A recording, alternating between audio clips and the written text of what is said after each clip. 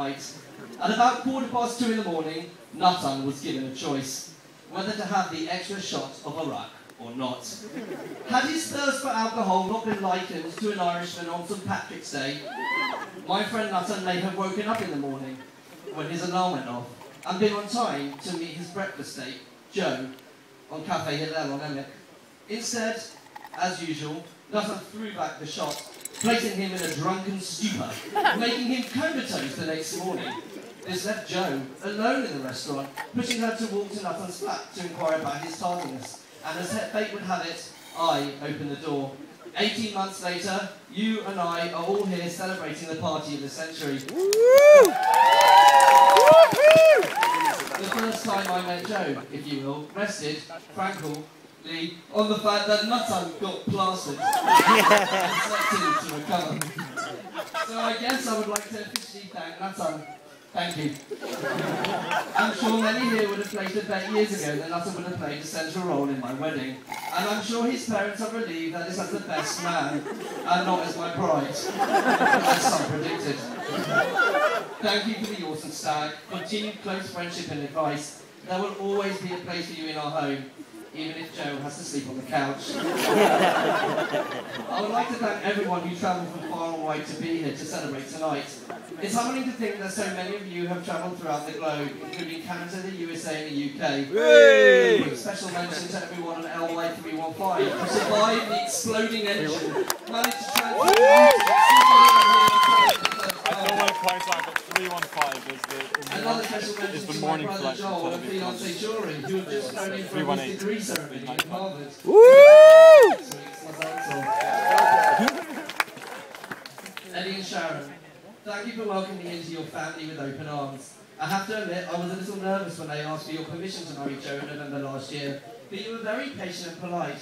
Sharon serving me endless cups of tea, Eddie pushing the conversation around about football, both of you knowing full well the reason why I was there in your house, alone, uninvited, for 3 hours, unable to pluck the courage to ask you outright.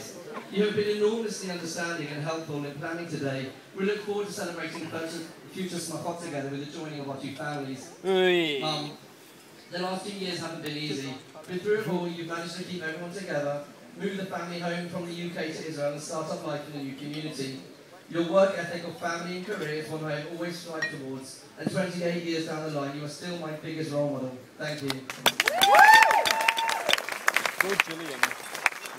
Of course, not everyone could be here to celebrate with us today. Joe's Auntie Sarah and Uncle Morris couldn't fly out, but also Joe's grandparents, Sadie, Benjamin and Eric, along with my Grandma Ruth and Grandpa Joseph, who passed away over the years. I miss more of these special occasions. But my dad's lack of presence is especially felt. It's hard to put into words standing under the chuppah, but knowing when you turn your head to the left, your father isn't there by your side. As we continue to miss him terribly, there is some solace that can be taken from the knowledge that Joe got the opportunity to meet Dad before he passed away.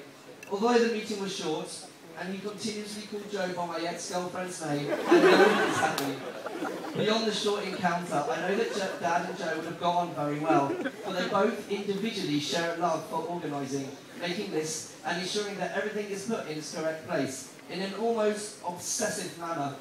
I'm not exaggerating when I say that Joe displays more excitement and glee when writing a spreadsheet for the presents she has received than actually opening them up.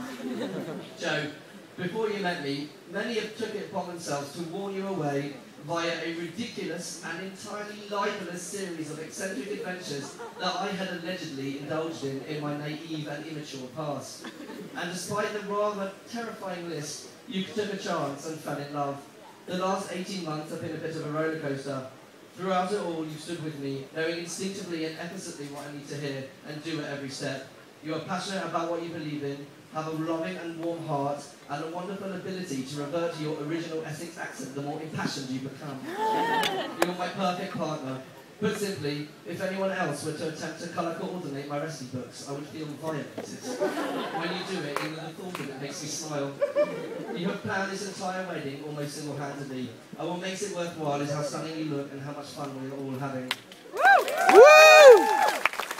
So this is what you're meant to do. Happier than I with you, and I'm filled with excitement and like people should. Thank you.